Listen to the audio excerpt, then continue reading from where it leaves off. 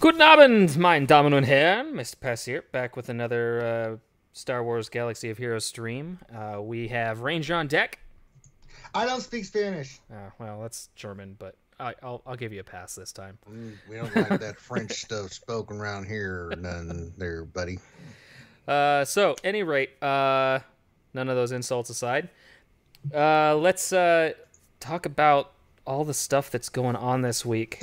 We've got a lot to cover. Not really nothing, no. Despite what Ranger would have you believe. No, nothing going on. Nothing to see here. Move along. This is not the stream you're looking for. This is not the stream you're looking for. But yeah, so we're not really streaming. This is a dream. You're not really watching us live. That's really not Mrs. account. No, it's not. Pay no mind to the username up in the top left corner there. Nope, it's all totally fake news. I know for a fact he's in China. Mrs. Totally unbelievable. I have been thinking about ways to improve the stream because I know that time is a valuable thing, and not everybody. Down as the pendulum swings. I know, right. Not everybody obviously can watch the stream live. So one of the things I've kind of thought about doing from here on forward, probably starting next stream, will be a new player's minute or a beginner's guide intro to all of my videos. So I will basically start devoting the first 5 to 10 minutes of each stream to a new player's trick, new player's tip, or a new player's guide. Something that will help new players in the game, either covering something like what to buy and what not to buy out of shipments, what to farm and what not to farm out of various stores, or basically just a character farming guide like, hey, at this state of the game, what should you be focused on? And I might even contemplate or entertain the idea of taking user-suggested questions throughout the week and then fielding those questions in that first 5-10 minutes so that anybody watching the stream after it's gone live and after I've published it can, watch that first 5 to 10 minutes and actually get something of substance without having to watch the full hour and a half, or 3 hours like it was a couple weeks ago. So that's something that I'm going to try and do for all of you because I'm not publishing a whole lot of standalone videos, and my streams have kind of been my way to communicate with you, my subscribers. So to aid you and do you a service, because I really wouldn't be here without you, I am going to try and make the first 5 to 10 minutes of every stream something of value, something that if you don't watch the whole stream, at least you can walk away with something interesting or something entertaining. So start thinking about questions now, because I will go ahead and take any questions that I get sent direct to me via Twitter, Instagram, or on my Discord server. There's not a whole lot of activity on my Discord server right now. It's pretty quiet. There's not a whole lot of people there stirring up a storm. So yeah, ours won't shut the.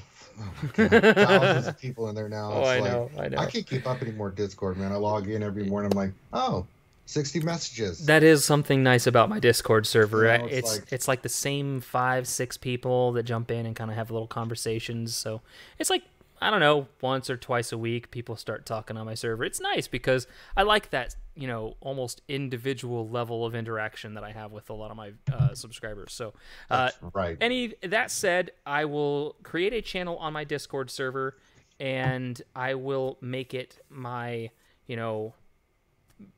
Mists. We'll call it Mists Minute, and it'll be the first little bit of my stream that I talk to you guys, answering questions or just providing some tips or tricks in the game. It was at this time I know, right? Realized that Mist had no idea what the hell he was talking about. It's very true. I usually just fly by the seat of my pants most days. But that said, if you what the hell? I was at freaking 16 with freaking 2 minutes left on my squad arena, and I got knocked back. That's right, CJ Rodriguez. Dallas Cowboys are the best team in the world. You're my favorite person right now. This douche bag right there. You know what? Let's go make them suffer. Well, maybe later. So can you tell I'm such a vindictive person? That's probably I think the Sith raid. I think this started. Yeah, started the Sith raid. Oh, you know what I missed? I just posted your raid, your live stream in the Galaxy Heroes Facebook page group. Oh, nice. Maybe we'll get a few viewers. There's only like 60,000 plus people there, so hopefully a few of those come over and watch it tonight.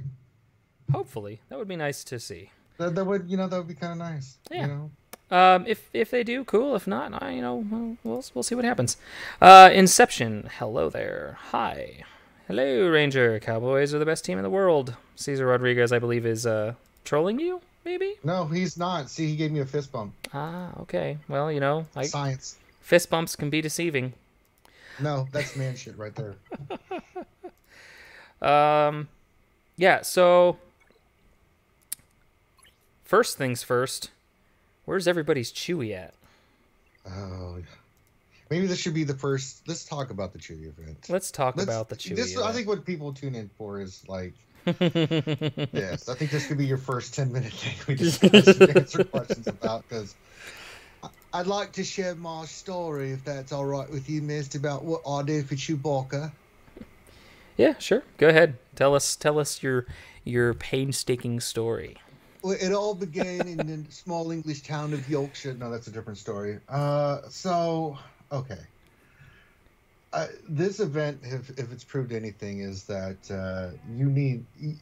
So let me just say this: if you don't have Bosk, good luck. Yep. Can this event be beaten without Bosk? Yes, it can. Does it require a absolute buttload of time and stuff? Yes, it does if you don't have Bosk. To give you an example, when we did Thursday, Friday, I think we did Saturday. No, yeah, like 3 days of streaming, right, for Chewie. And the first day when we unlocked it, I had a 6-star boss. First battle I did with 5-star boss won. The 6-star battle, I beat it first try with boss. Then I went to the 7th one with the Gear 12 Bubba, Gear 11 Greedo, Gear 11 IG-88. I think my Dengar was 9, Cad Bane was 10, almost 11, right? Okay. And I did try Zam. It was a massacre. It was an absolute dumpster fire, which brought hours of enjoyment to the community base because they enjoyed me suffering. And we tried everything. I mean, we remodded for potency. We used God mods, and I've got really good mods. It did not matter. That is an unbelievable, ridiculously tough thing. Tried this for hours and hours and hours, and I think Shadowville just got sick of it and gave me a donation to where I can get the pack for the 55 boss, because that's all I needed. Holy cow. Yeah, and so I got a 7-star boss. Went in there. We went in there once just to dick around with Bubbly, and I got wiped again. This time I put boss the second time around, instantly beat it. Instantaneously beat it. Yep. That's kind of what I've been hearing. So if you guys could not tell from me going through and doing my farming for the night, I took my Boba Fett and my Dengar, both, because I like Dengar. He's a cool character. He's really good. Yeah. I really like his kit, too. It's a fun kit. So it gave me an excuse to gear him up. Guilty pleasure. I'm a glutton for punishment. I took him to Gear 12, obviously, and I tried for about 2 hours running Boba Fett lead, Dengar, Greedo, Cad, and 88 at the current gear levels you see them at, right here. I added it up, 448.56% extra potency. Yep, we did the same thing. So 224% extra health on all of my bounty hunters. And I would make it to like that first turn, and one character would be dead, the other one would be stunned, one character would be on its last leg, Boba Fett would have already died once, and Dengar would be hiding over there in stealth. was ridiculous. Asinine. It was infuriating. So I tried for about 2 hours. Couldn't do it. I wasn't going to pray to RNGesus for it. And so I basically said, you know what? I'm just going to keep on farming my Bosk, because everybody who said, oh yeah, I beat it, no problem, used Bosk. Like you said, as soon as you put Bosk in, night and day, you beat it. And let's tell the people why. If we can look at Bosk. Yeah, absolutely. The reason Bosk works so well, I mean, if you look at the character, why did my camera just come on my phone? I don't. Oh, that's a great photo of my eyeball. Okay, so that just happened. So what makes Bosk so ridiculously good in this event? And if you just go to his lead, his Zeta on his lead, and read it out. I have it maxed out. It makes bounty hunters, not just for this event, but just overall, just ridiculous. All bounty hunters gain 50% max protection and 50% tenacity. Right there on the first one, there's all you need. They can't land crap on you, and you have more protection. All bounty hunters gain 100% defense while at full health. So they are really reducing the damage they're taking. A lot. Whenever an enemy suffers a debuff or resist, all bounty hunter allies recover 5% health and protection. When Bosk is in the leadership slot, blah, blah, and then he goes into his contract. Right. Which 50 speed is a payout, which is bonkers. Yeah. Which is bonkers. Which is not really, it didn't really come into factor for this. No, it probably won't. They're saying I'm coming in too low again. You may have to turn me up on OBS, on the desktop mic or whatever. You're practically coming in hotter than I am, so you should. Let me turn mine up. Let me see if that helps it. See if I can turn it up. It just makes my. You know what? I already have severe hearing loss, so it doesn't matter. But that's what makes Bosk ridiculous, and what really has changed the dynamic of bounty hunters in territory wars, because the teams that you want to look at territory wars on defense are those teams that can regenerate protection and health, right? Right. That's always what you want. You know, so bounty hunters, they hit hard. They, but for this event, that key leader, it's not just the character itself. He's got some great stuff that he can do. He's a taunting tank as well. But that lead ability is the difference between night and day for everybody struggled with the Chewbacca event. And I feel your pain. I went with you guys. I did it for an ungodly amount of time. It's on YouTube. Hey, it paid off, though. I mean, you got yourself a 7-star Chewbacca, so. Well, yeah. Yeah, I mean, you can't complain. So, I guess pretty awesome.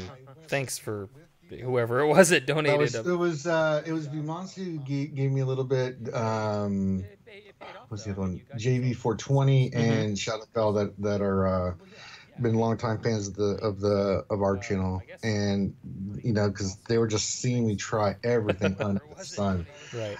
But you can beat this, but you need RNG. It's ridiculous. I mean, your bounty hunters would have to be, disgustingly high in gear, because they minimum gear 11, but even then, Greedo and IG-88 just don't have enough health and protection to survive the hits. No, they don't. That.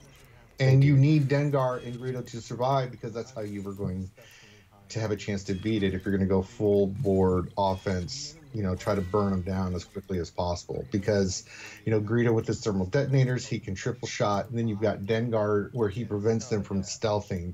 If you have his I think it's his Omega ability that allows when he stealths, he takes a crit hit, and that prevents them from stealthing as well. So but yeah, god damn, that was a monster event. So yeah, no, I'm right there with you.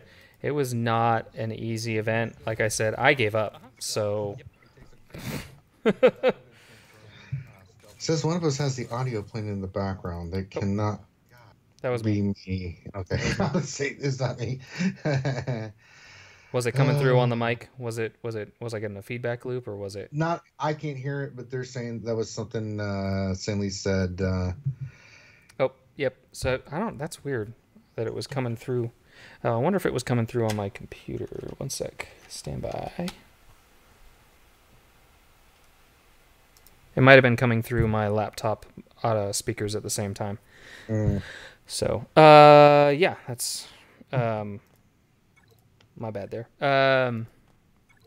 So yeah, I don't know if you were watching the feed, but I went ahead and gave Bosk his Zeta because I figured, you know what, I'm probably gonna need it eventually, and it's totally worth it. It's one of the best Zetas right now.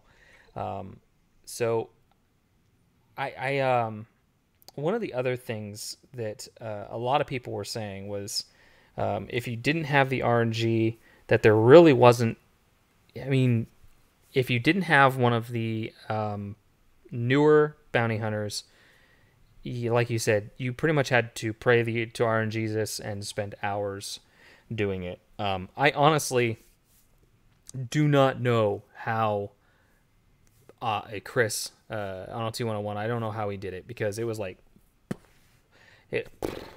holy cow. It's just, I mean, I watched his video, I mean, with his freaking glasses hanging off the side of his face, spending forever doing it. Yeah, I honestly, I couldn't tell you how much patience that would have required.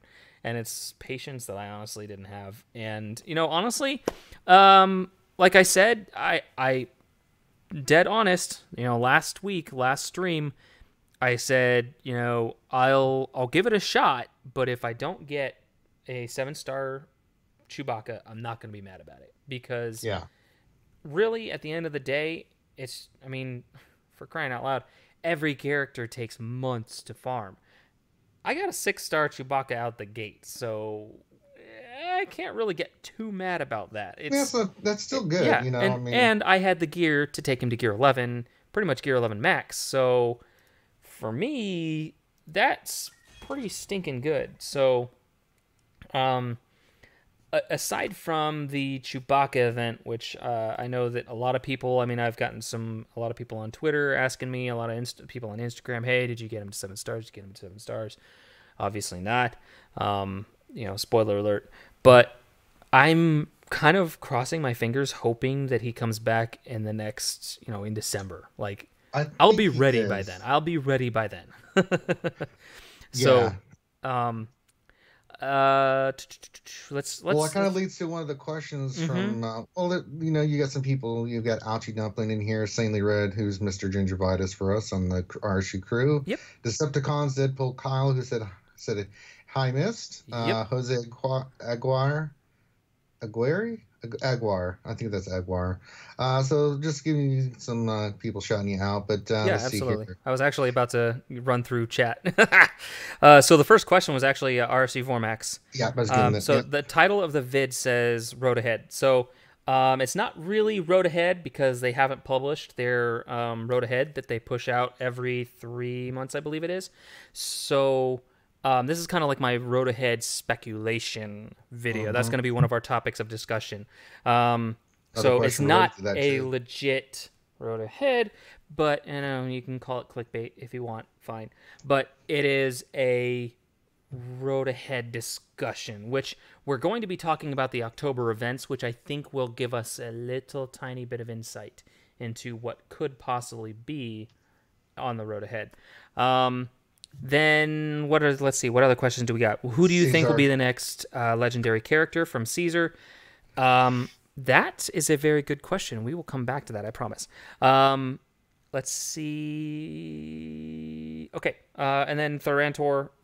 I'm probably butchering the crap out of that one. I got a 6-star Chewie, but not having Dengar was making the 7-star battle impossible, even though I had a Gear 12 Bosk, Boba, IG-88, Gear 12, Gear 10, Cad, and Gear 9 Greedo. Yes, Dengar is a huge piece of that puzzle, which is another reason that I was okay taking him to Gear 12. So, Zombie. Paper Zombie is still kind of a thing.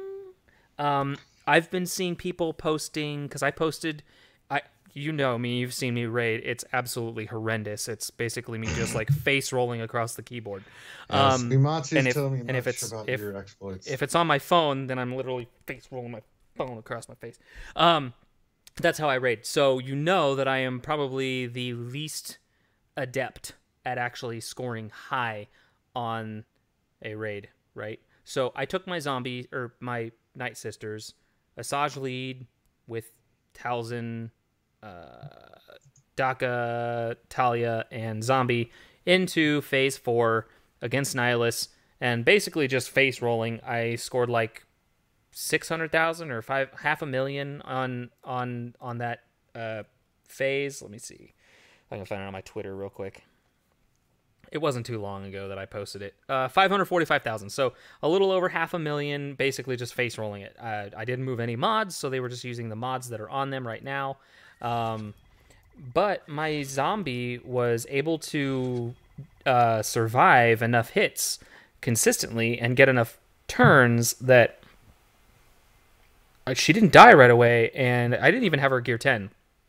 So I didn't even have Undying Sacrifice unlocked and available to help me beat this, keep her alive and keep other Night Sisters alive and help avoid the Endless Horde speed reduction. So have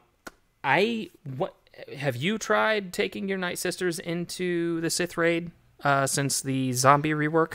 No, I haven't. You haven't? Okay. And I've got zombie flag to try to get her to gear 10, but I wanted to get Chewie done first, so she's kind of on the back burner. So I'm going to finish gearing Chewie.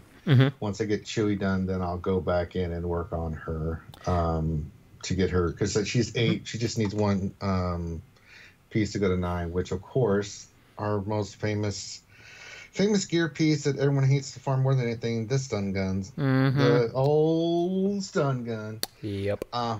So yeah, I mean, but I'm not in a rush to get her to gear 10, so I haven't really played around with the changes or anything, so nah.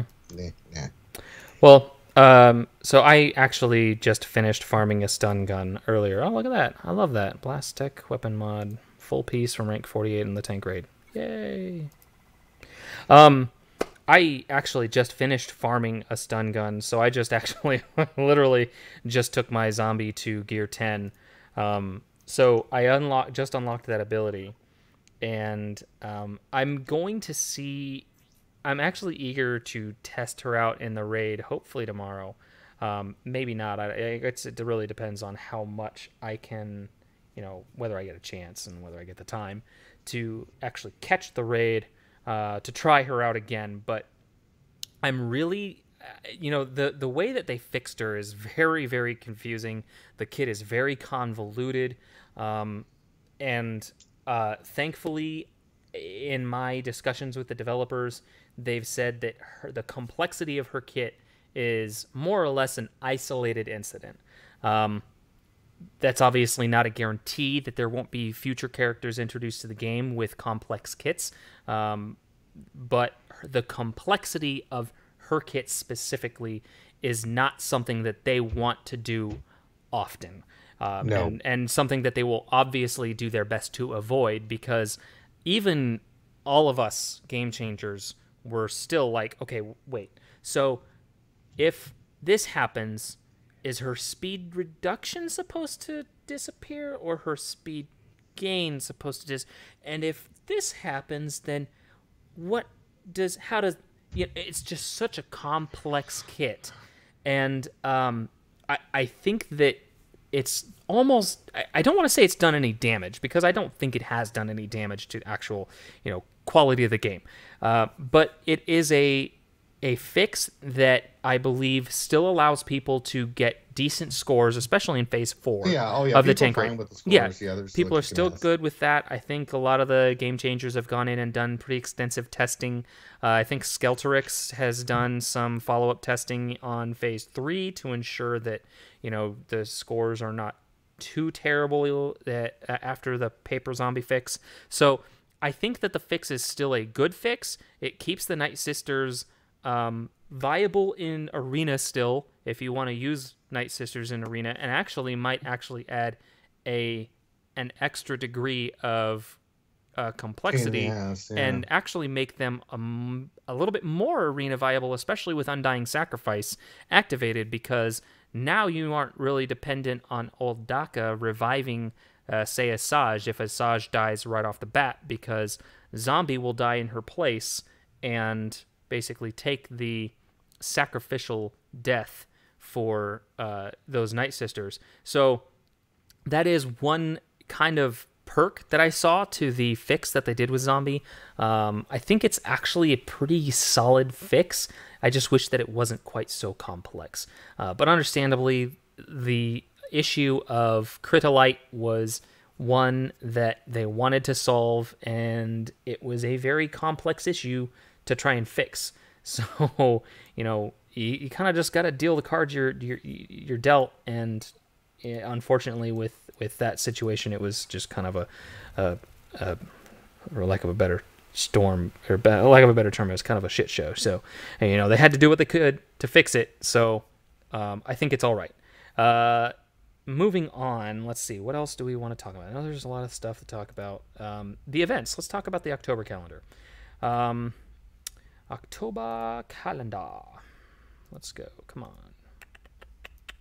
Okay, so this is where I think we're going to talk about a little of our speculation of, you know, what's coming in the road ahead beyond October. What's coming as the next legendary character. Obviously, we all know that the Omega battles and Assault battles, Rebel Roundup is going on right now. Fleet Mastery Endurance is going on right now. The R2-D2 event started today, and the Luke Skywalker Heroic Journey started today. So, if you did not already have those accomplished, those should be in your events right now. I do wish you the best of luck on R2 and the Luke Skywalker event. Both of them, I won't say were easy, but having Thrawn and Emperor Palpatine, if you followed any of our farming advice, you should have those two as two of your Empire that you're using to get R2. So those two together at 7 stars will undoubtedly make your life so much easier when it comes to getting R2. So if you have those two handy-dandy Empire characters, then hopefully you are not having any issues with the R2 event. And by virtue of finishing R2, you hopefully have your Farm Boy Luke, Leia, Old Ben, and who's the last character you need on that one? Stormtrooper Han, that's right. Hopefully you have all of those characters, 7 stars. I think I did it with the Gear 8 or 9 Farm Boy Luke. My Leia was already Gear 10. You don't need them high. No, you don't at all. Old Ben was Gear 9, and you can do that without any raid gear. Stormtrooper Han is nice to have. So if you have Stormtrooper Han at Gear 10, it makes the event that much easier. And then obviously R2, if you have him at 9, is cake. So good luck to any of you who are working on your Commander Luke Skywalker. Other events that we have going on, let's go ahead and put some stuff playing in the background here. Let's go ahead and run this with, let's run that with a Bosk lead. Yeah, okay. What else is going on here? We've got a Territory Wars. So Territory Wars just kicked off again today, so make sure you go join. One of the known bugs is the grayed out join button. Go ahead and click it anyway. You'll get into your event, and it should go just fine. Hopefully the game audio is not drowning out my voice. If I have to, I might turn this down just a tad. Right, let's turn that down just a tad. Okay. Pull up my event calendar again. Okay, so Territory Wars, go join it. It is open, it is live, it is working. The next thing that we're going to see is the Territory Battles. I believe it's... Which Territory Battles is it? It's... Dark Side. Yes, Imperial Assault. So we have that going on. BB-8 starts on the 11th. So next week, BB-8 will start, then Rey's Heroic Journeys. So we've got both Heroic Journeys this month. What does that mean? What do you think? Do you think that means anything I think it's just crazy, the way it falls, or is it just the way it falls? You think it's just the way that it falls? Yeah. Okay. All right. Every third or fourth month. was looking into it, that it Do they it falls usually like that. fall? Do they usually fall on the same month? Um, I don't remember them falling on the I same don't think. month. No, it's been a while back. I think something like that happened as well. Okay. That's what Finn said, but I take Finn at his word. But Yeah, well, um, Finn does have a pretty good memory for that stuff. yeah, and data. Um, Yes, very much so. but yeah, I mean, it's not unusual.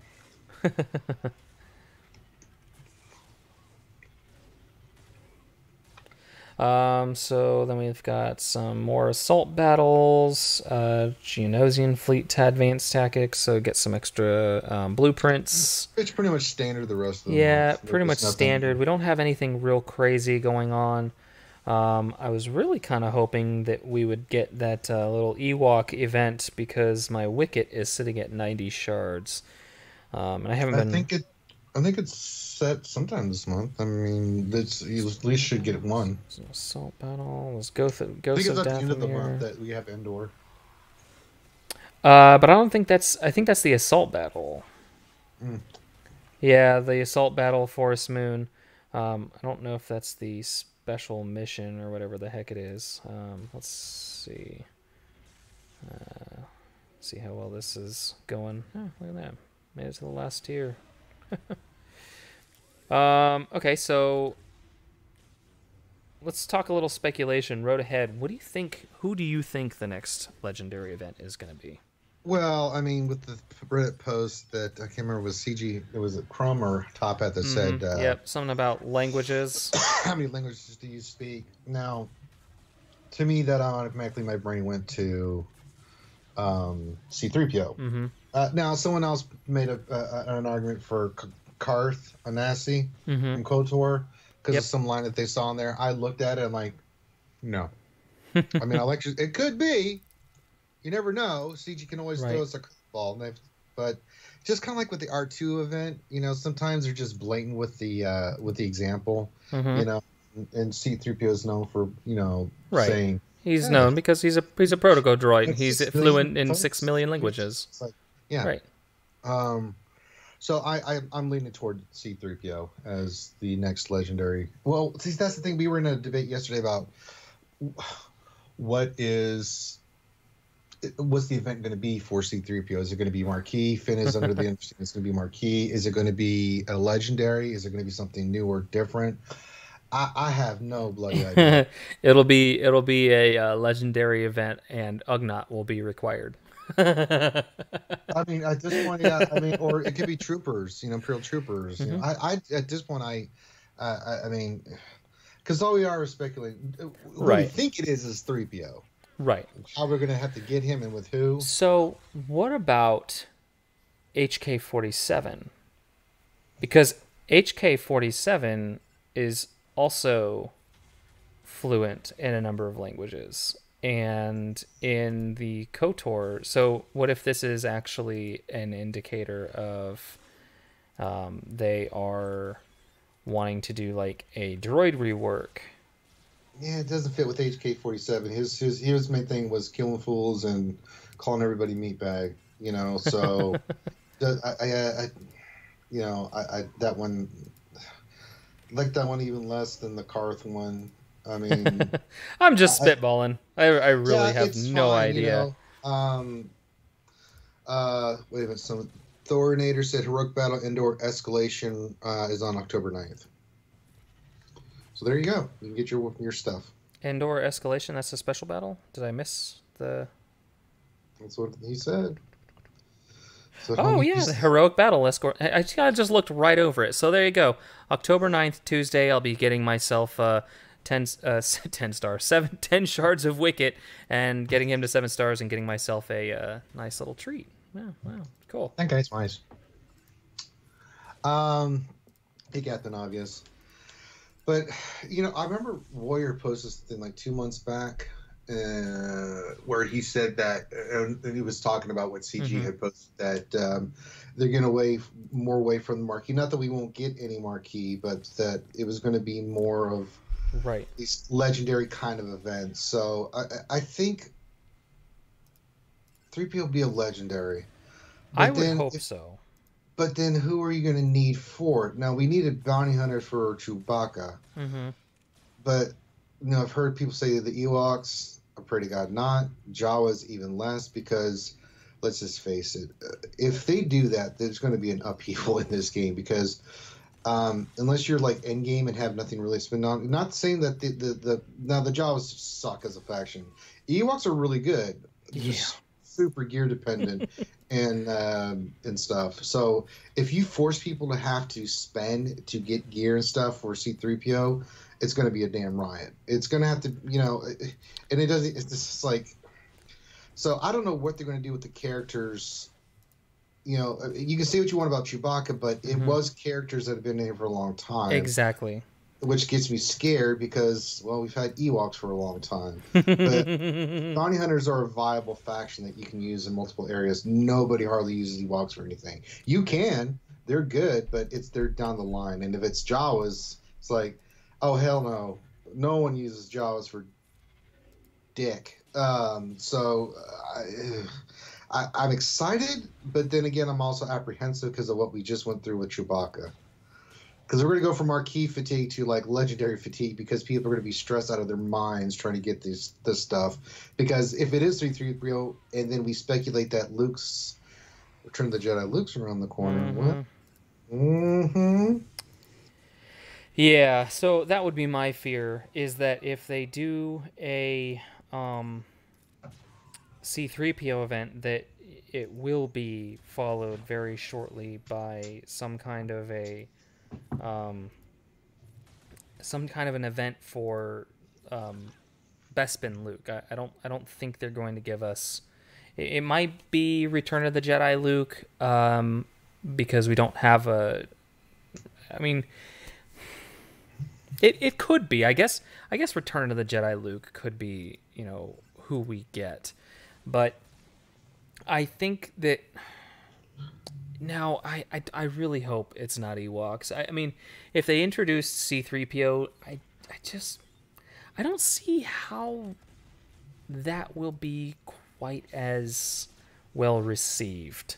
It's not going to be well received. In any way, shape, or form. Like, even if they make it a faction that everybody's had and had geared up for a while, like Imperial Troopers. If they make it Imperial Troopers... a lot of people have Imperial Troopers. A lot of people have Imperial Troopers fairly well geared. One of the main reasons there is because Imperial Troopers are required for Imperial assault. So, I mean, like you said, it could be one of those situations where, they, go with a faction that everybody's got, but I just hope that it's not. C-3PO, I don't think will be as crazy of a character because I see him being kind of like a hermit Yoda. You know what I mean? Obviously pure support, because what offensive abilities could a C-3PO ever even have? No. Talk you to death. I mean, somebody shut that droid up. I just, I wouldn't be surprised if one of his abilities wasn't, will somebody shut that droid up? That would make me laugh. But you know what I mean? Like, I just don't see it. I don't see C-3PO. Like, I could be completely wrong, and but I really don't think that C-3PO will be the next legendary character. I think the next legendary character will be, focused around one of the factions that we've had introduced to the game. One of the factions that's newer in the game, which is why I think it might be like a solo character. Maybe like a Dryden Voss or something along those lines. Or, a mechanic like, Hold Master. Right. I think honestly, if it's Maul, that would be sweet. That would be really sweet. I think an updated Maul, like what is it? Black Sun? Yes. Right? Yes. A Black Sun Maul would be pretty. Not to be confused sweet. with Black Hole Sun. Yeah, we're not getting into Soundgarden yet. No. But With a B1 body, droid body, he can be offensive. Yeah, that would be you would need a Jango Fett for that one, you know, or Geonosians. But then, if it is 3PO, I mean, I think they're going to go some of these older characters they don't have in the game yet, and then go back into allowing us to farm,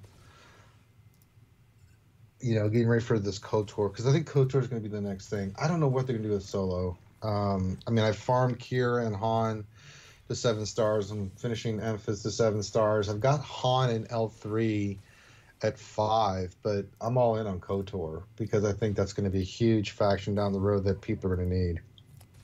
Yep. I'm kind of in the same boat there. I wholeheartedly agree with you that KOTOR is going to be something big. And when it comes to KOTOR, so what I've kind of been thinking about, and I've thought about I have thought a lot about this.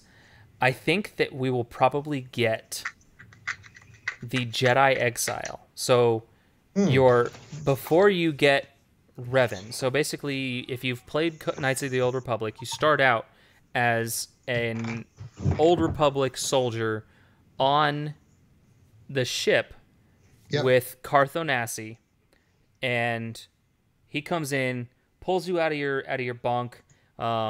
You basically have awoken from basically almost a coma, and you are on this ship, and you basically have to get down to the planet below you to find Bastila Shan. And you start out as this Jedi exile, but you don't know that you're a Jedi exile at the time. It's a very fun game. If you haven't played it, I highly encourage you to go out, grab it. It's like very much old. Yeah, it's $10 on $10 on Steam, I think.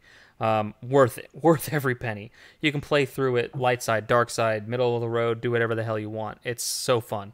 But if you play through the game, you start out as a Jedi exile and then eventually become Darth Revan. If you go dark side. I believe you become light side Revan if you go through it on light side, right? I don't know. It's been so long since I've played it, and I don't think I ever played through it on light side. I don't think I ever played through it light side. I don't remember.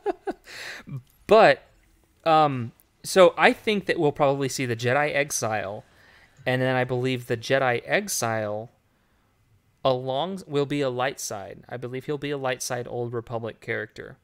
The Jedi Exile, along with Bastila and the Old Republic characters, will be required for a legendary event to obtain Darth Revan. Or, sorry, not Darth Revan, Darth Malak. And then from there, I think that Malak... well,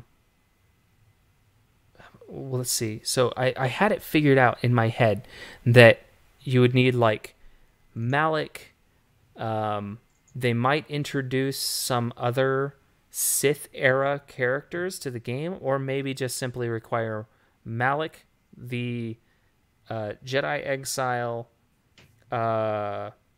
Sith Trooper, Sith Assassin, and maybe the Sith Marauder in a hero's journey or a hero's fall to get Darth Revan.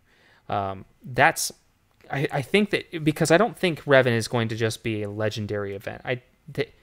He's going to be a hero. He's too incredible of a character to be just a legendary. It might be because everybody's talked about doing a hero's fall or a I don't know, what do they call it, a villain's fall or whatever you call it. Machine gun Greedo action there. I think that we'll see something to that effect for Revan, where it'll require named characters, and it may be the Sith Triumvirate, but I don't think that's as likely. I think it'll probably be something along the lines of, requiring those characters that were with the Jedi Exile in that capacity. So I don't know what exactly they'll do, but I think it'll be pretty interesting to see what they do with that whole scenario. Yeah. I do believe wholeheartedly that those KOTOR characters are going to be required for something.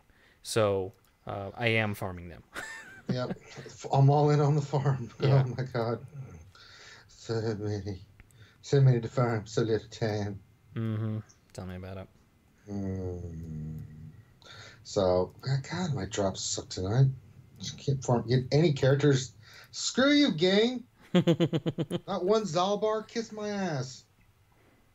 Oh, God. I've had those moments. You know, you're like, come on. Not asking for. Give me one Zalbar out of 8. You know, really? Give me one. Really? Okay, moving on. Hate you, game. And I promote you all the time. Shameful. Yeah, I think 3PO's coming, and I think there's more coming down the line because I think that's kind of the direction they're going for a little bit. You know, kind of get us into that mode, and you'll need the Chewbacca character for Luke kind of thing. Which is what they did with, you know, BB-8 and R2. You need those two characters to unlock. Oh, yeah, no doubt. By no means do I think that we're not going to need Chewbacca for something like that. I think that he will definitely be required, but I don't know about C-3PO. You know what I mean? I don't know. We'll have to wait and see. We will most definitely. But you know, the logging character of the month being Night Sister Zombie. It's like, okay. Yes. Yeah, I think that means Grievous rework. If you've seen the Clone Wars cartoon show, kind of a ridiculous reason to think that this is coming, but the Clone Wars TV show, dang, come on, don't kill my freaking shore trooper right off the bat. This is ridiculous. Just die. Gosh dang it, he's dead. That sucks. I beat this. Your Imperial troopers go win. Come on, quit. So I actually beat this yesterday with IG-88 instead of Shore Trooper. I just went all bounty hunters without even Bosk because he's not 7 stars. Actually beat it. Cad died like wave 6, I believe, but they were just ripping Cad apart. I don't know. You know what I mean? C-3PO just, I'm not getting a C-3PO vibe from all of this. Who do you think it is? But see, that's the problem is I don't know. I don't have a clue. Well, I mean, I don't know what it could be. I mean, Karth is a possibility. I doubt it, but I don't know so much about Karth. That's stretching the envelope of possibilities, or if I'm trying to think of what else it could be. I mean, that was just kind of so totally just blatantly said that way it was. Like, how many languages are you good at? Well, geez, how about 6 million? Thanks for the tip.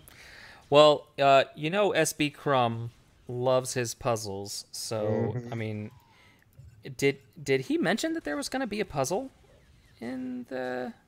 I don't remember. I don't think he did. I mean, maybe that Reddit post was a puzzle. I don't know. I mean, obviously dropping hints, but I don't know, guys. It's It could be. I guess C-3PO. I guess could be. It probably does make perfect sense, and I'm just in denial. But yeah. I'm also sitting over here with freaking Gear 8 murder bears, hoping that I'm not gonna need them. I hope not. It will cause a Ranger rant because that's just ridiculous. That's a blatant push for panic farming because it's going to need gear unless they make it easy as hell, because if they make it anything like the bounty hunter event, it's going to be an uproar.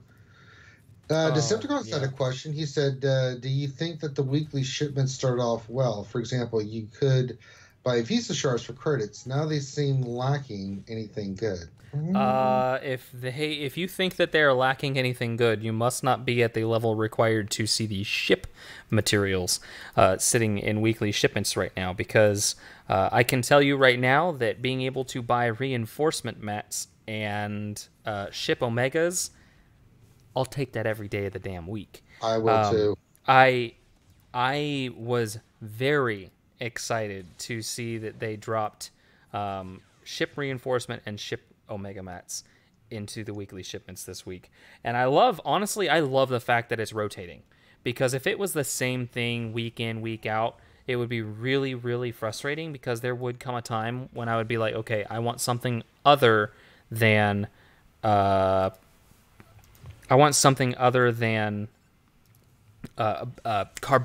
and stun cuffs. I mean, granted, you need Carbantes and stun cuffs pretty damn regularly in this game, but there's going to come a time when it's like, I really need, say, Mark 8 biotech implants prototypes, which we got last week and the week before.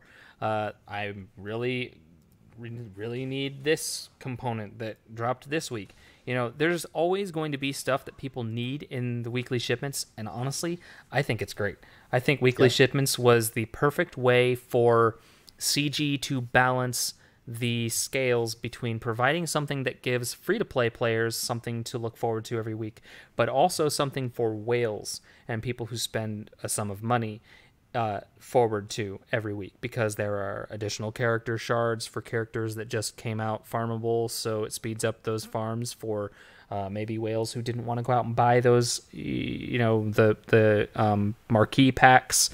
They provided, I think it is a perfect feature added to the game at a perfect time. That's my take on it. No, I think you're right. It's got a little bit of everything for everybody, I thought the weekly thing was very nice, and I've had no problems with it. If you want to spend, you can. If you want to, you don't have to. There's stuff in there for everybody, for all ages. Yep. Children of all ages can get something out of the weekly shipments and be happy. This is very true.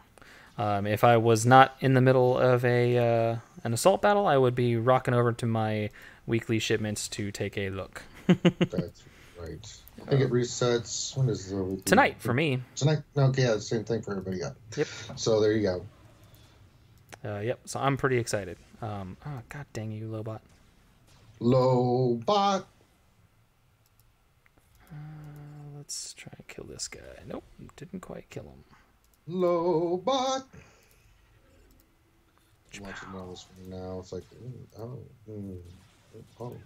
my. I know. Come on. Machine gun Greedo counterattack. Nope. Didn't happen. Go, go, go, go, go. Greedo is so freaking fun. He's such a fun character. I might actually make it all the way to Wave 7 with all my bounty hunters intact. Oh. That might actually be a pretty impressive feat here. Thornator said, well, it's 4:20 in the morning here in Germany. I'm going to bed. See you all. Well, get some sleep there, homie. Take care, sir. Thank you for swinging by.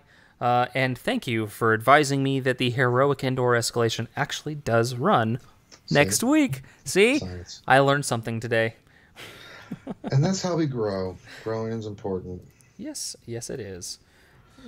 Yeah, all right. So, what else is on our list of things to talk about? Known issues. So there are some bugs that they know about. In the Sith raid, there's a couple of bugs. Territory Wars, the grayed out button, they're well aware of it. Promise, they know.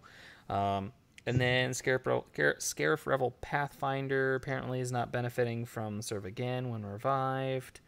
And apparently there's a bug with Nihilus, so you can get negative speed on Nihilus. So if you really want to, you can go out and try and exploit that. I don't care. Check up on the Sith raid. So I know that we talked about this. Was it last week we talked about the changes to the Sith raid? I was not here. Okay, well then it might have been the week before, because I'm pretty sure you were present for that discussion. Yeah, we did. I think when they announced them a couple weeks back. So yeah. Okay. So it has been just a little bit of time. Yeah, and I don't think they didn't get set. We know what they're doing. We've already discussed. Hmm. When do you think they're going to implement them? I They should have mean, already implemented them. oh yeah, that's right. They did. Never mind. Uh, I'm too tired. yeah, With the this was rewards and the everything. yeah Yeah. the massive. Well, not just that, but the massive change to the health of each Mm-hmm. phase. Yeah, So especially for 4, 5, and 6. Yeah. yeah, so the tiers all got a very pretty significant facelift, especially the lower tiers.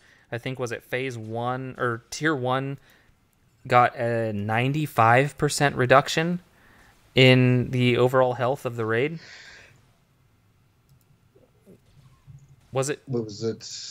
something ridiculous like that? But Yeah. any rate, so SB Crumb, I believe it was. Yep, SB Crumb posted a series of questions to the forums, and this, I believe, is something that would be very interesting to see if we had, maybe a much larger audience. But we've got 40 people watching right now, so I'll Sure. push this out to the audience, and I'll go ahead and share the link to this in chat. But it's basically a number of questions, and I'll read them out here in just a sec. Basically, what is the GP of your guild? What tiers did your guild try? How long did you take to, or how long did you complete those tiers, or how long to complete those tiers? Did you feel like you received better rewards? I felt like the slicing mats were a huge bonus. Nice. It was What's nice. what's your impression, Ben, of these rewards? They've been fine. I mean, I'm in 180 plus guild GP. Right. I think mine is at So 170 something. So. yeah, so we're right next to each other. So I mean, it's on farm. It's easy. You Mm-hmm. go in there. I mean, the upgrading the gear has been nice. So I'm cool with it. I think it was a good change. So that would be my Mm-hmm. feedback to those questions. So the one piece of contention that I have seen is that some people are not too happy about the Mark 8 biotech implant prototypes, or sorry, not prototypes, the salvage being taken out of the Sith raid Is that the one we rewards. all have like 5,000 of? So I've actually seen a lot of screenshots from a number of players who are actually out of that piece of gear. It's those yellow eyeball pieces that you get from Oh yeah, the I've got so challenge. many of I those. think I have like six or seven God, hundred of them. So I've got thousands. If I could loan you some, I would. It's ridiculous how many of those I've gotten. They're just sitting there doing nothing, So, but there's other places you can get that gear. So if it was like one of those pieces where it's kind of like harder to get, I would say, but it's too easy to get those. They drop everywhere. I think they drop in the challenges, if I'm not mistaken. yeah, they do. That's the whole point. Is it's a You piece of know, challenge gear, but it's so widely used because legitimately the Mark 8 biotech implant is used over 200 and I believe it's look at that. 230 times or 240 times by characters in the game. I mean, for crying out loud, there are some characters that use the eyeball 3 times at gear 11. Like Enfys Nest, she uses 2 straight up solo Mark 8 biotech implants and Yeah, then yeah. 1 for the Mark 6 stun gun. So it is a very widely used piece of gear. So there are a lot of people who think that gear should actually be replaced into raid rewards, and I'm actually inclined to agree that it's as widely of a piece, as widely used as it is. I think that it is a piece. If any one piece of challenge gear was to be replaced into raid rewards, I think that I would be okay with that. That being the piece. Okay, I was looking at the wrong one. I have thousands of the other one. I have 1,484 of those. Okay. So, but still, um, Mm-hmm. So maybe, yeah, maybe look at that one. It was the other one I had like the other pieces for the black and gold gear that were like, oh, okay, 5,000 of those. Okay, no, no, that's not gonna work. Blah, blah, blah. Oh, Deadpool Kyle saying you need to use your disintegrations. You're not using your disintegrations. No disintegrations. Wrong. Use your disintegrations. What do you mean disintegrations? I'm always using my disintegrations. I'm just using them strategically because I'm if you just read the reading what Kyle said. if you read the tooltip, you have to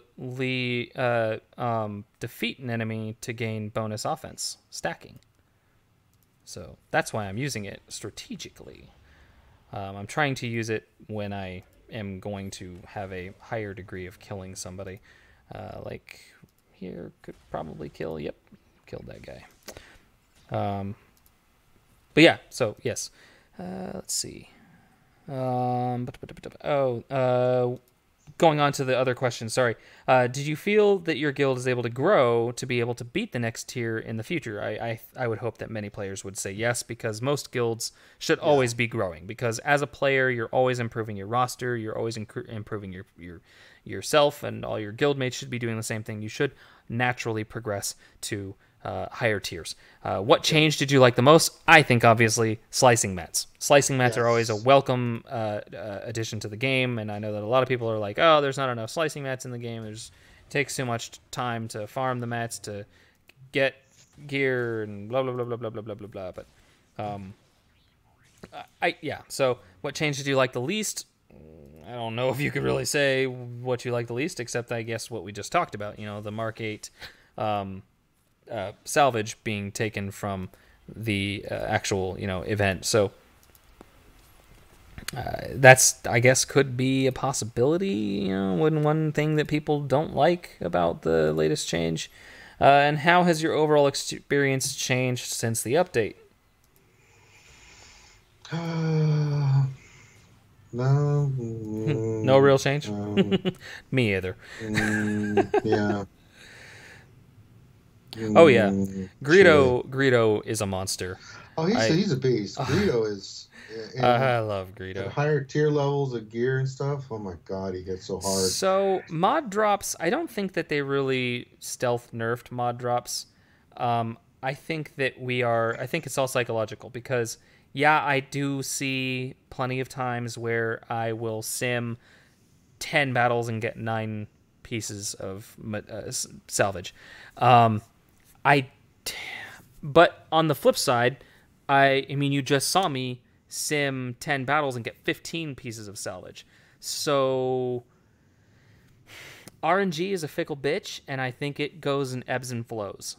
You'll see those days where you farm all of your characters, and okay, I got 1 Zalbar shard, I got 1 Bosk shard, I got 0 Bastila shards, and then I got 2 Jolie shards.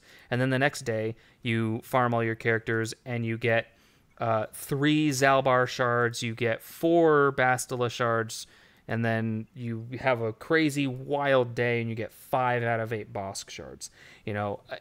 This game is very much a psychological battle with yourself, and overcoming that perception of everything sucks. Because there are plenty of days where I pick up this game, I get 0 shards out of a character that I've been farming for the last 6 months, and I go,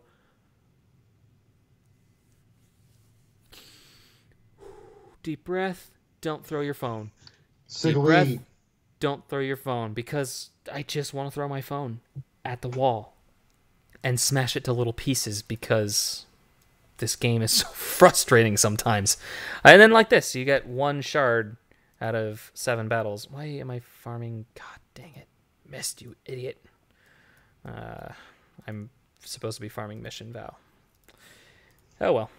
I haven't done my Cantina refresh, so here's my Cantina refresh. Oh, 2 out of 8. So there you go. So I got, on 15 sims, I got 3 shards. It happens. I could say, oh well, they ghost nerfed Cantina drops. They didn't. I just had bad luck today. It sucks. It makes me want to throw my phone, but I'm not playing on my phone, so I'm not going to throw my laptop. It's not going to happen. Sorry. Unless B. Masu wants to buy me a new one. I don't think he does. Which he does not, I know for a fact. Yeah. So I just, yeah, you know, I don't think that they've ghost nerfed anything. I mean, I could go through and document all of my drops, and if you believe that they've nerfed drops, document it. Yeah. Document every single sim that you do, how many pieces drop, and always sim the same way. So if you only sim 3 at a time, if you only sim 10 at a time, if you only sim the max that you can do that day, then, I mean, document it. Because if you can bring actual evidence and not just anecdotal evidence, then prove me wrong, please. Prove me wrong. Oh my God! Speaking of mental damage, there's Finity. Hey, they're Finn. in the chat. Join the He won't fun. join us on the stream. Of course not. Finn. Dr. Finn, medicine woman. Yeah, the troll extraordinaire. Blame it on Finn. That's why you're not getting your mod slicing mats. It's all Finn's fault. Yeah, blaming Finn is too much a scientific freaking commodity. Wake up in the morning like, oh, my ass hurts. Damn it, Finn. Oh man, I can't believe I blew through all of my Mark 6 Hypo Saroon salvage. Freaking zombie used 200 just to go from 8 to 10. 200 pieces of salvage. That's insane. Finn said he'll join us. Oh, Finn. Oh, it's gonna happen. It's gonna happen. Add people to this call. Finity. Shapoopy. All right, you're in. You're in like Finn. That was a terrible pun. Oh, man. Shame on you. Oh, Finn, you there? Hello? Yes, yeah. And Finn. I'm sleepy. You are Roboto. I mean, here I am in my hotel on the 7th floor with a balcony that overlooks an indoor oasis. I just finished having fish and chips while watching at a sports bar, and now this is like the greatest conference ever. I mean, worst conference. I miss Ranger. I regret not being able to join him tomorrow. The grumpy mood you will experience for the next couple days on RSG will be because of Finn, stupid ass. Hellenix. Leaving me holding the bag to do everything. I love Hellenix comment here. He says, Miss goes, fudge. Only he doesn't say fudge. He said the word, the big one. The queen mother of all dirty words. The F dash dash dash word. Christmas story reference. I like it. Yep, I love it. I love it. And it's so true. Excuse me. So true. Oh, God, goodness. All right, so one other piece of, let's call it what it is, nowhere close to SWGOH anything news. The Mandalorian. Finn might actually be able to join us for quite possibly the most interesting segment of the show. The Mandalorian has been announced, and if you are not tracking, if you've been living under a rock for the last 6 months or longer, Disney announced a live-action Star Wars show that they were going to debut on their streaming service. That show has been revealed, at least in part, with a small graphic that is I shared on my Twitter. So if you're not following me on Twitter, go follow me on Twitter. You can see the graphic that I'm talking about. It is just a black box with yellow text, very reminiscent of a typical Star Wars crawl. Says, The Mandalorian. After the stories of Jango and Boba Fett, another warrior emerges from the Star Wars universe. The Mandalorian is set after the fall of the Empire and before the emergence of the First Order. We follow the travails of a lone gunfighter in the outer reaches of the galaxy, far from the authority of the New Republic. Outer reaches of the galaxy, outer rim. I am actually very excited about this show, and I think that I think it might have been Star Wars Explained ran a Twitter poll who people were hoping to see in The Mandalorian. If they were hoping to see Sabine Wren, or if they were hoping to see, I can't remember who the other person was, or if they were hoping to see an entirely new character.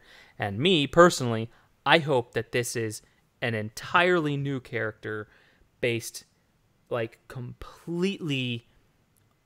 Like, I would like to see, like, maybe some references or some cameos from some characters from other shows, other series, or part of the, already existing characters in the Star Wars universe. But honestly, I would love for this to be entirely new. I would love for it to be based on the lone gunfighter. I would love to see this lone gunfighter be a character that we know nothing about. I think that would be incredible. Your thoughts? I'm excited about it. Let's get Finn's input on this. Gar Saxon will have a hero's downfall where he will be... God damn it, Finn, that's funny. Gar Saxon sucks. Gar Saxon, you mean? Shut up, Finn. Urban Blaster favorite dude in the whole freaking galaxy. Gar Saxon is Snoke. They just revealed it. Get ready. Gar Saxon is Snoke. I'm interested. I'm excited for the Mandalorian, but I'm still waiting to see what they're going to do with the ending of Rebels, with Ahsoka and Sabine, and we never. I want to find out what happens to Ezra and Thrawn. What happens to them? Well, that series is over, so. Well, I don't give a crap. Start another one sad. called Not the Rebels. That would have to be like set way. I mean, how old is Sabine at the end of Rebels? And well, she's in her early beginning, like 21, 22. Early 20s, is that kind of the assumption? Yeah. Well, no, she's a teenager at the start of Rebels, so by the time of, because they say it in the end, she's aged a few years. It's only a couple years. Actually, the events of Rebels ends right before what starts transpiring right into New Hope, right? And Rogue New Hope. So it's right there. So 3 years. She's like early 20s, 23, 24 at the most, I think, when they go looking. But, I guess she could be the lone gunfighter, but if they made, honestly, if it's based on Sabine, I would love that if it was, if that's what it is, because she's such a hugely popular character. She is, and she is full-blooded Mandalorian. This is true. She comes from one of the noble houses. Her mother's a badass, and her whole family's are badass. Which house did they come from? I forget. I'm a terrible Star Wars fan. I just went blank. I'm too tired of thinking about goddamn canon shit right now. Finn, look it up. Yep, look it up, Finn. I'm sure you're already looking it up, honestly. Damn it, Finn, He's already asleep. He fell asleep. There's no reference of Gar Saxon being Snoke. I'm trying to see if I can find it. No, that's not what we asked you to do, Finn. You've failed me for the last time. I failed you for the first time for the last time. Lone Star. Now you will see why evil always wins, because good is stupid. Spaceballs. Oh my god. They've gone ludicrous speed. They've gone plaid. My brains are guided to my feet. Turn it off because it's not stopping it. Oh gosh, I love that movie. It's so terrible, so cheesy. It's fantastic. Like So it's like it is House of Ren. I thought it was House of Ren, but I didn't. I can't think of it. probably is. But Stanley's on it because Finn is. yeah, worthless. probably. So I could see that, Hey,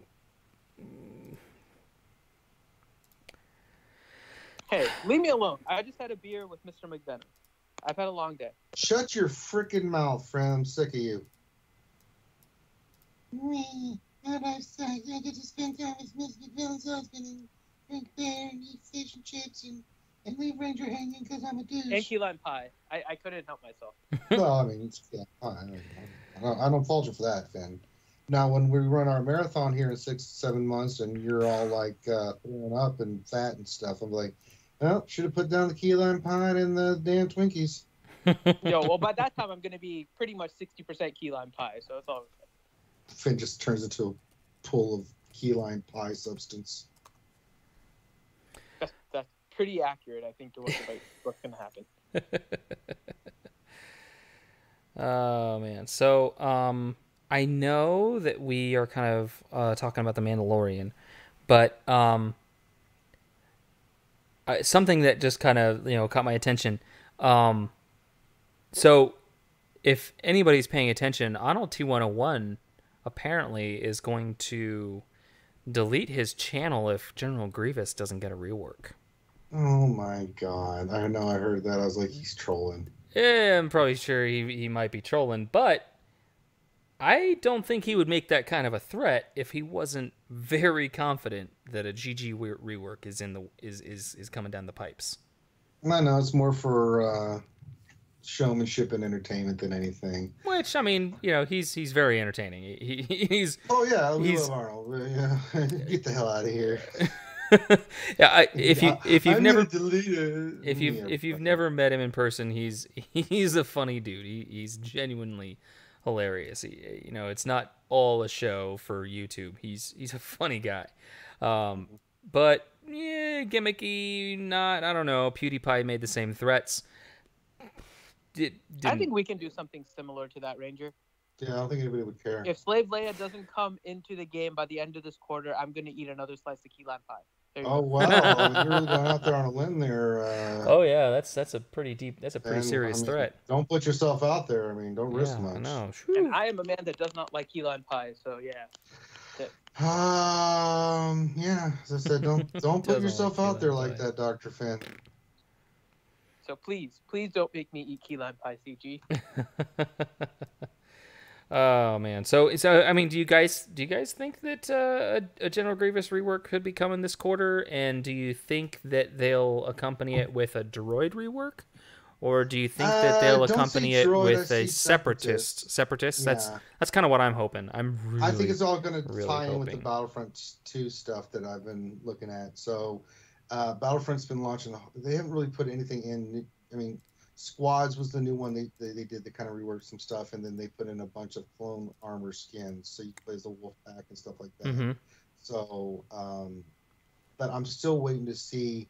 We know Geonosis is coming. We know a bunch of new maps are coming. Right. And we know that Kenobi and all that stuff's happening. So I think they're going to tie it in because it's all under EA's umbrella. Right. And it's all under the EA Star Wars umbrella. So I could definitely see, because Grievous needs one. Let's just be honest. Grievous sucks ass right now. God, he's so terrible. He's one of the worst characters in the game.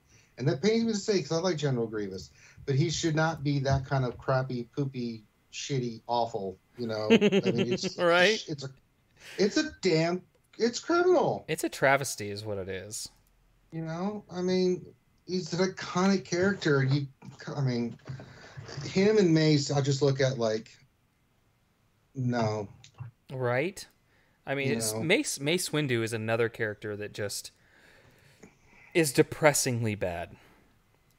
Mm-hmm. I'm right there with you. Trust me. I mean, I have not played today's update, Decepticons. I didn't know there was an update. Well, let me turn it on and see what came in.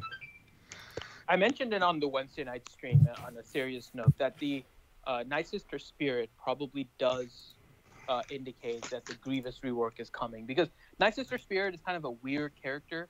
There's kind of two paths you can go with that, and it's the new Night Sisters, or it's like a Grievous and Separatist, since Grievous wiped out all the Night Sisters type thing. So it makes sense that there's a Separatist thing coming, and we've all been expecting Geonosis map and territory battles and stuff too. So I think it's all coming down the pipe really soon here. Yeah, I don't think that we're gonna get new Night Sisters. I think that's probably the least likely thing to happen, because what other Night Sisters would they add? So there were Grumpy and Sleepy and Ray, Jaja, Pookie. I mean, when they did the data mines a while ago, Luce was the one that I remember. Luce. She was the one that I remember on the GG page when they had like data mined a bunch of different characters. Okay. And I think, I can't remember. I think it was Xylo that was mentioning. This is kind of like a whole chain of thing here, but Xylo mentioned that Brother Nick on the Operation Metaverse stream had mentioned that there were 2 of them. I can't remember who the second one was, if there was one. I just remember Luce in particular. But it wouldn't surprise me if there is a second, because that would then mean 10 Night Sisters. And so potentially you have 2 teams that you can run. I guess that's a possibility. Let me see if I can pull up swgoh.gg. Database. Well, they got rid of those a long time ago. Oh, they got rid of those data mined characters. Yeah, where you had like Padme and you had Luce and all these stuff. Like they got rid of that a while ago, so you can't pull them up as easy now. Oh well. Well, I mean, maybe they could. I think a Separatist rework is a much more likely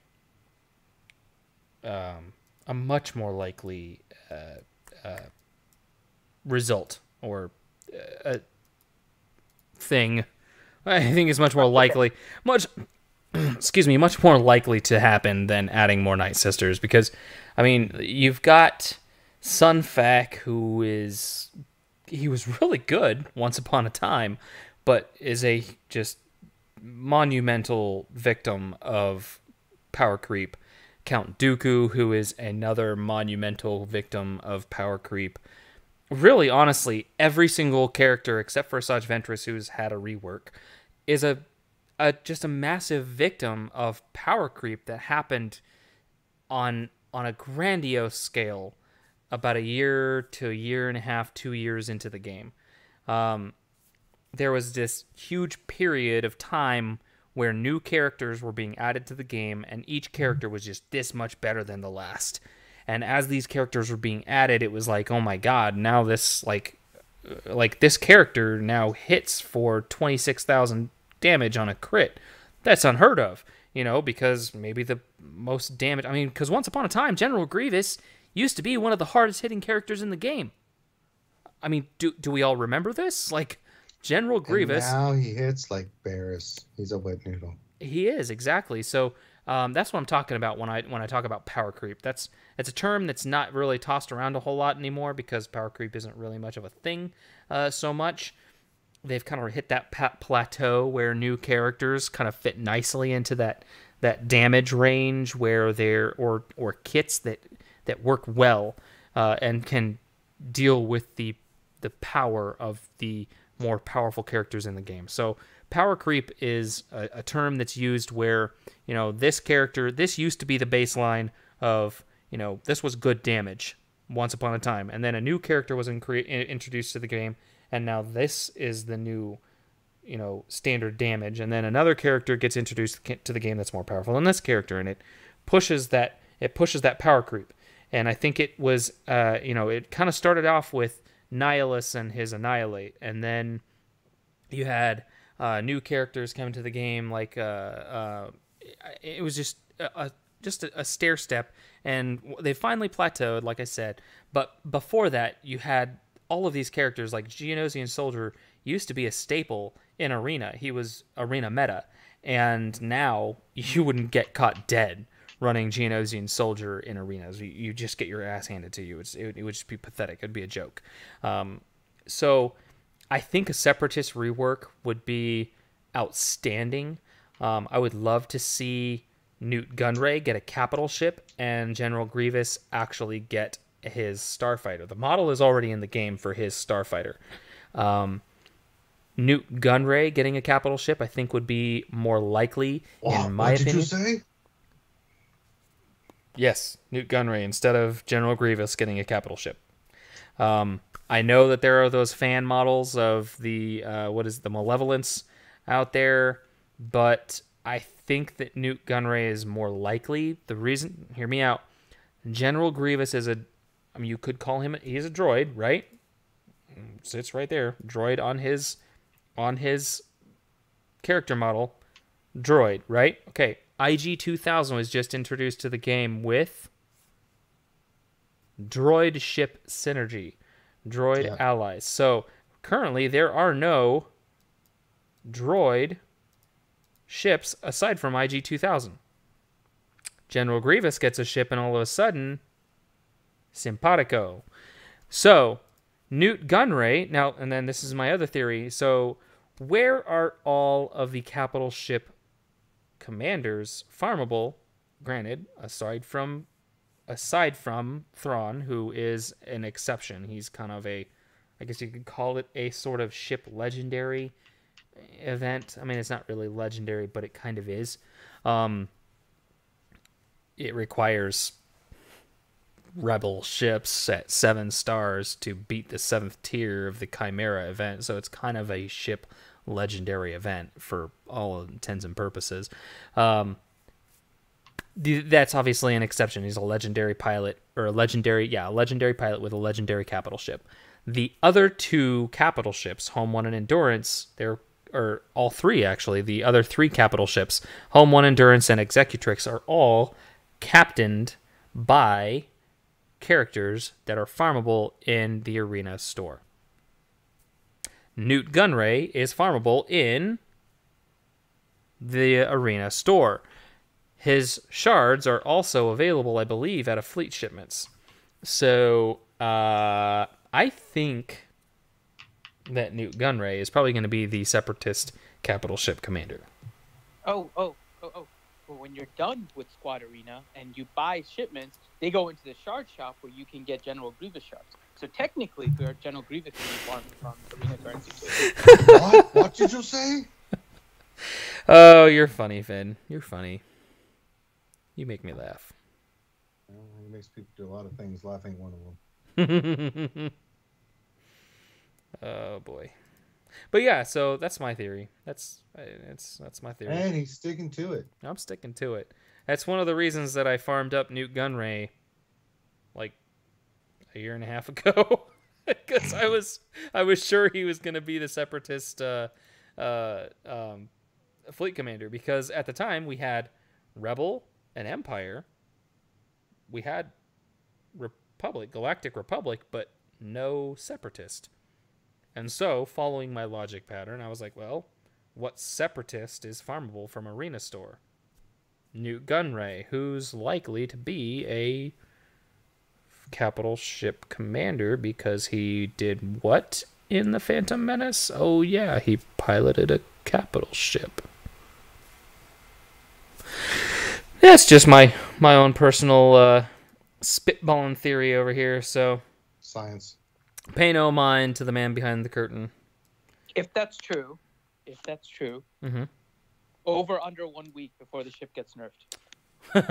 What, Grievous's ship? No, or Newt Gunray? Oh, well, since it won't tradition. be, it depends on whether it's usable in a raid.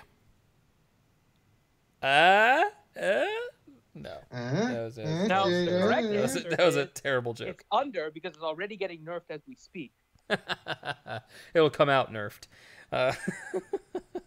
Yeah, we beta tested it, and Newt Gunray was doing stuff that we didn't want. So we're releasing him with the regular ship kit. Yeah, we're releasing him and nerfing him at the same time. So there you go. What will happen was he would come out. See what was he calling gay and he would act all fool. He He would act come a in, fool. and as soon as General Grievous would enter the battle, it would So I instantly think he kill can. all enemy ships. So Newt got the nerf. So But then Nerd came in there and was like, look, bitch, I'm Rick James. Smacked him. oh man, yeah. So I don't know. I would love to see Separatist reworked because Count Dooku, is just his damage is so laughable. I mean, let's go into mod battles real quick, and I mean, it's just like let's go to this last tier. Well, I don't really want to do that one because I want to farm some stuff that I can actually use here. Let's go to this tier.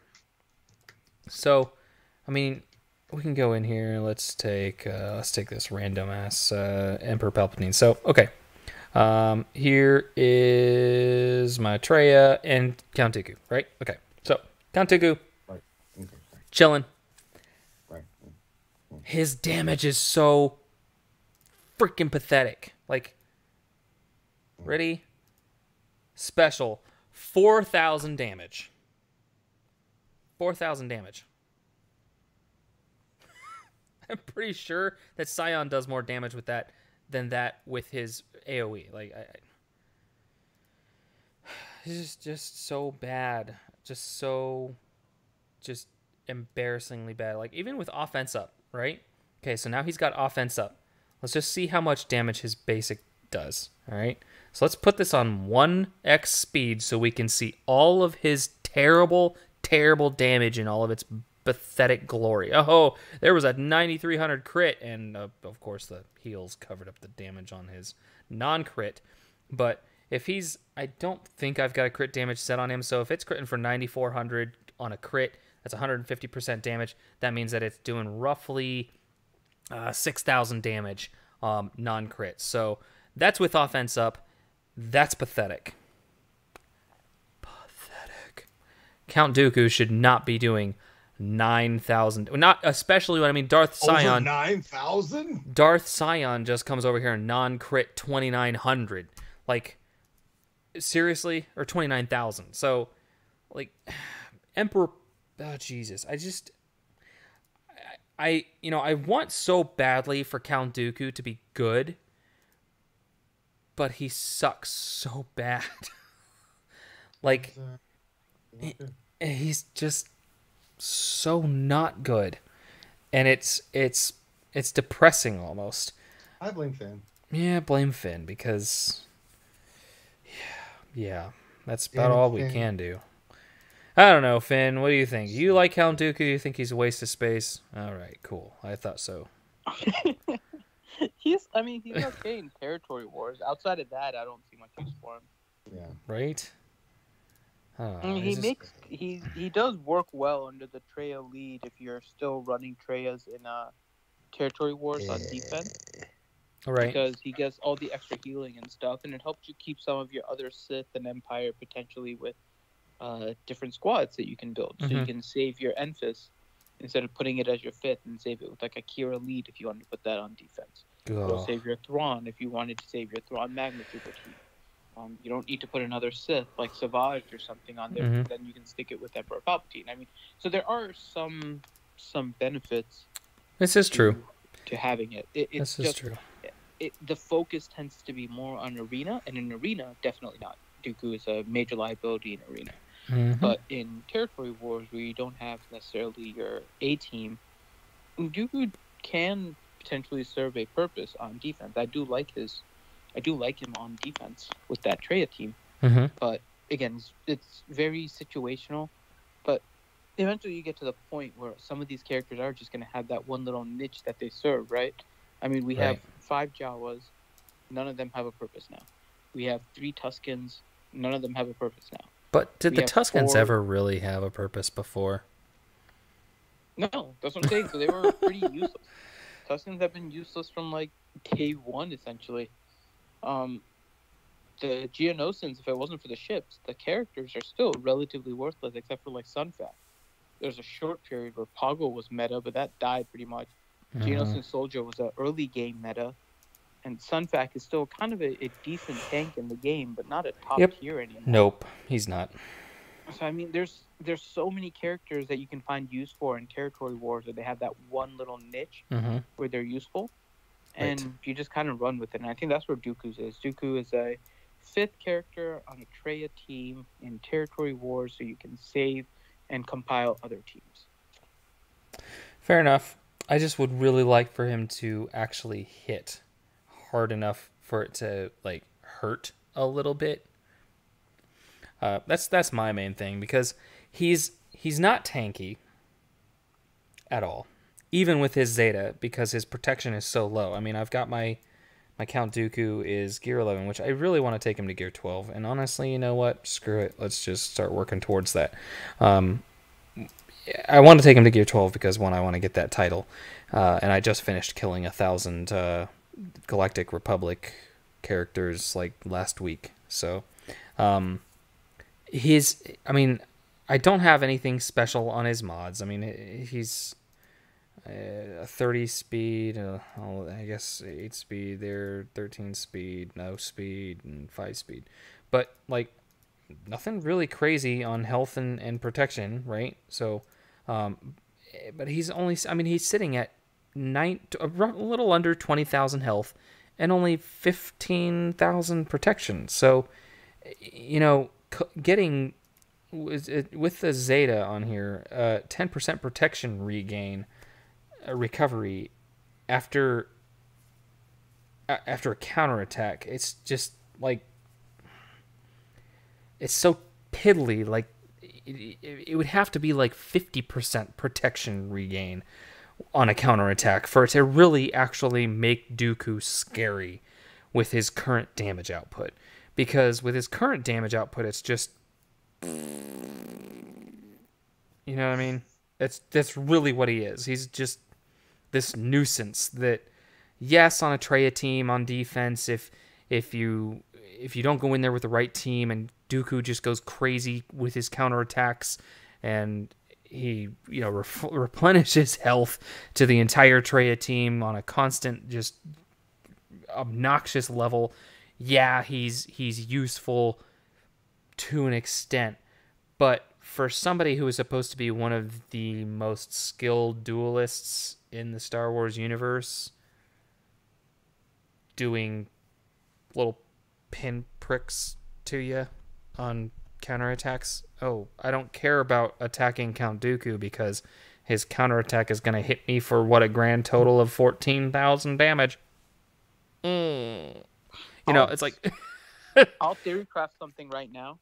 What's up? The combination, if you can get Dooku's good because he's a little bit weak in this scenario. Mm-hmm. Dooku, OG Chewie, and Han. If you can get a guarded on Dooku, who will then counterattack and trigger Chewie repeatedly, then you have your source of damage dealing. This is interesting. And then you can keep some other tanks or something around him. Oh, now I want to go and do some fun stuff here. Oh, damn it! I've got regular energy. I don't have. Evasion isn't any faction specific, right? That was part of the reason why he was meta a while ago. The evasion is for any character, so you just need a tank of some kind that can taunt in one of the positions, and they'll just keep taking the damage. It would have to be Old Ben. I think Old Ben is still one of the best tanks with Chewie. I think he's Ben. Or Crew. Kylo Ren Unmasked is a great tank for really any faction. He's one of those tanks that's very flexible outside of First Order, outside of his core faction. You could do something like Sith Trooper as well. Oh, Chewie doesn't assist on counters. Chewie doesn't assist on counters. Is it? He doesn't? I thought it was anytime they use a basic once a turn. I don't know. Let's see. The counterattack is considered a basic attack. I thought he did. Well, that's Cantina battle. That's Cantina. I want mod battles. I have 12 energy, and of course I can't. What the heck is going on? Oh, mod battles, you piece of crap. There we go. Okay. All right. So we're gonna try this. Let's just do this one. This works fine. Yeah. All right, well, maybe let's do this one. Yeah. We'll kill some Night Sisters. This is a lot of fun. Okay. So let's try that out. Okay. So it's when he assists when a guarded ally uses an ability during their turn. Okay. So counterattacks don't work. Good try. Good try. We tried to make make Dooku still useless. double attacks and you can pull him in. So. But that he only attacks once. Because even when Solo double taps, Chewie only attacks once. It actually makes something like Old Ben lead even better. Because then when you evade, you actually gain turn meter. Mm-hmm. So Han and Chewie under an Old Ben lead are actually kind of nasty, especially if Han gets never tell me the odds up. Mm-hmm. Yeah, with a lot of evasion. Mm-hmm. He'll just keep on feeding turn meter, double tapping, and Chewie will go. This is why they will never introduce an evasion set for mods. Because it would piss off so many people. Oh, man, it would piss off so many people. Oh, man. Yeah. I don't know. Sunfac could get a rework and be meta. I would honestly just like to see Separatist as a whole just get so much better. Once upon a time, I had daydreamed of a new, what's it called? Nuke Gunray lead that gave Separatists like all kinds of cool perks for scoring critical strikes, because his leader ability is really not that bad. Stealthed allies gain 55% crit chance and gain 50% turn meter for the first time they score a critical hit during their turn.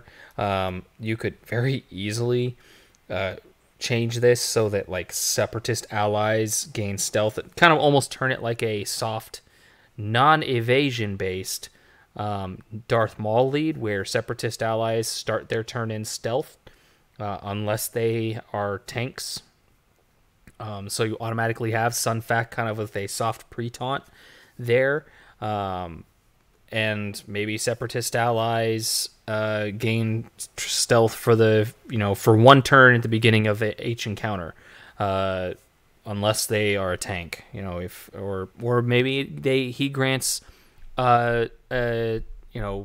crit chance and crit damage up for attackers, and then he puts grants support allies, Separatists with support tag, stealth for 2 turns at the beginning of each encounter. So he kind of has like that, almost like a what is it? Cassian? Is it Cassian Andor provides rebels with a buff at the beginning of each turn or encounter? It is Cassian, right? Or is it K2?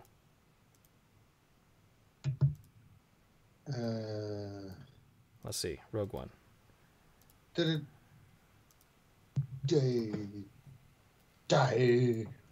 Nope. It must be Cassian because it is not K2SO. Yep. Groundwork. At the start of each encounter, all rebel allies gain protection up for 3 turns. Oh, that's with the Zeta. Without the Zeta. Right, yeah. I do have the Zeta. Oh, you do, you do have the Zeta on Cassian? I do.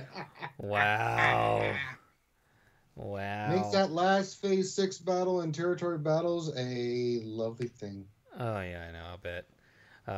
So I think a Newt Gunray lead would be really cool for Separatists. Kind of give them potentially make them meta, arena meta. I mean, they would have to make Newt Gunray good, obviously, because nobody's going to run Newt Gunray if he just sucks, even if he has an amazing leader ability. Because right now, being able to just, ooh, yay, grenade toss, place a thermal detonator on a target enemy that detonates after 3 turns. 3 turns? Really? 3 turns? Yeah, so Newt Gunray would need a complete overhaul to be good. Like maybe this like cool ability where he like has a thing that says they can't do that. That's illegal. Calls in some droidecas, just come in off the side of the screen and just blast somebody, and then they roll away. I don't know. Can they do that? That's illegal. I said I would make it illegal. Yeah. What if it's just an ability that's called can't alter the deal? All it is that Newt Gunray can no longer be nerfed. Can no longer be nerfed. He can no longer be nerfed. That's what it is. Man. You got to put a Zeta on it. Otherwise, your Newt Gunray is subject to a change. I don't want this Gundam slime in front of me again. Oh, man. Either way, that yawn means yeah. it's time to start wrapping it up. I know we do. We do need I to have to wrap try it to up. keep you under 2 hours there, buddy. I know we're rolling up. We're rolling up on an hour and 45 minutes. So that's I don't want her finding me and then yeah, doing something awful with a piece of wood she got from the forest.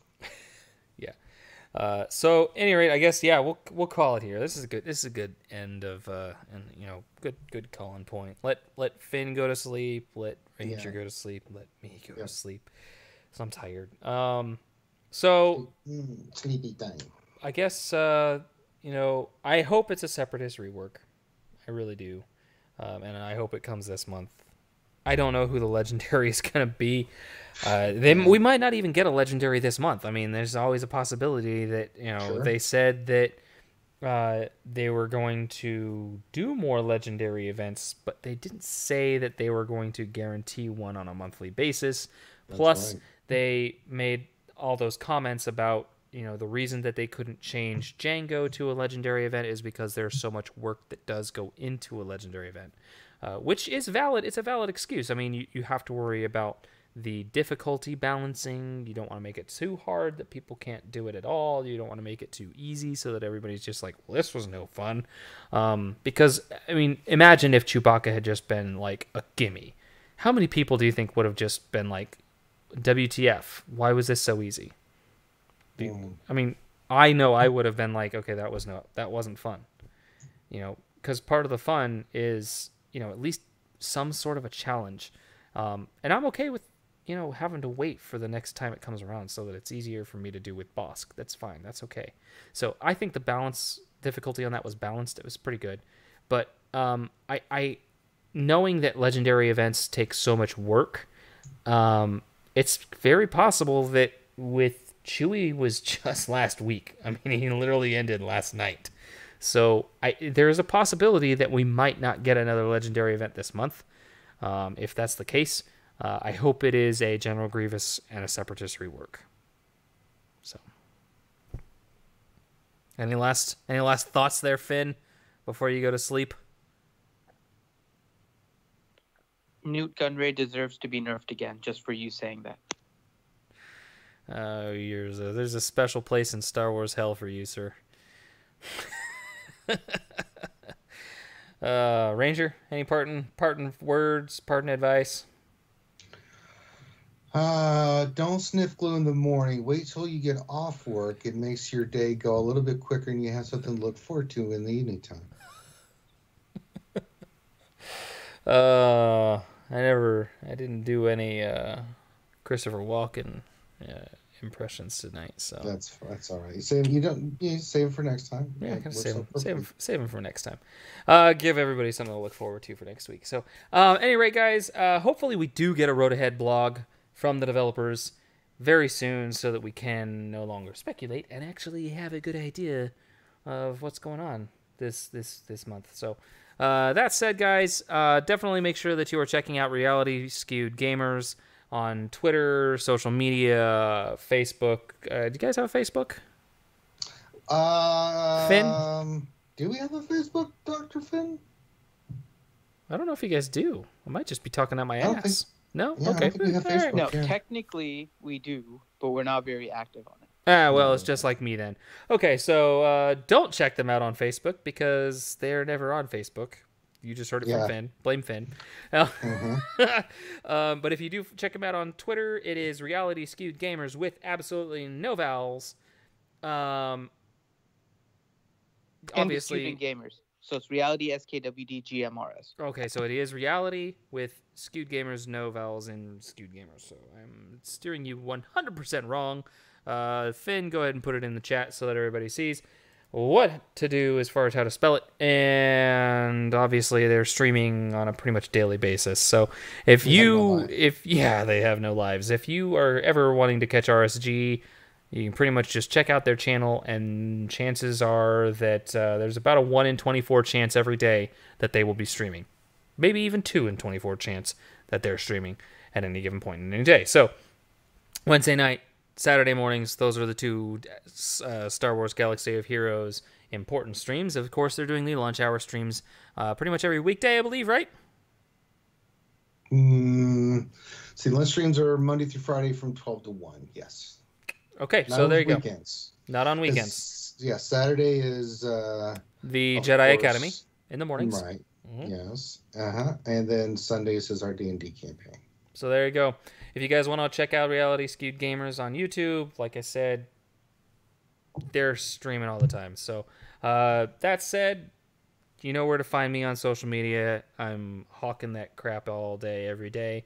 I do want to plug my Patreon for just a second, though. If you are a fan of my content, fan of the stream, there is one thing that you can do that helps me out a great deal, and that is contributing to my Patreon. You can contribute as little as $1 a month. A little bit goes a long way. Or if you are feeling froggy, you can donate a little bit more. That's fine. I greatly appreciate all donors, and I will start giving shout-outs to my Patreon donors here on a regular basis. I do have one Patreon right now. Panamax is pretty active on my Discord server. He is one of my longtime subscribers, and he recently decided to join my Patreon. So thank you, Panamax, for your generous patronage. And if anybody else is interested, link is in the description below. You can follow me on social media, and of course, join my Discord server to continue the fun on a regular basis. I highly encourage all of you to join it if you are interested in engaging with me offline outside of my stream, because that's one of the reasons I like the streaming format, is because I get to interact with people on a more individual basis. So that said, guys, thanks for watching, and I'll catch you next time.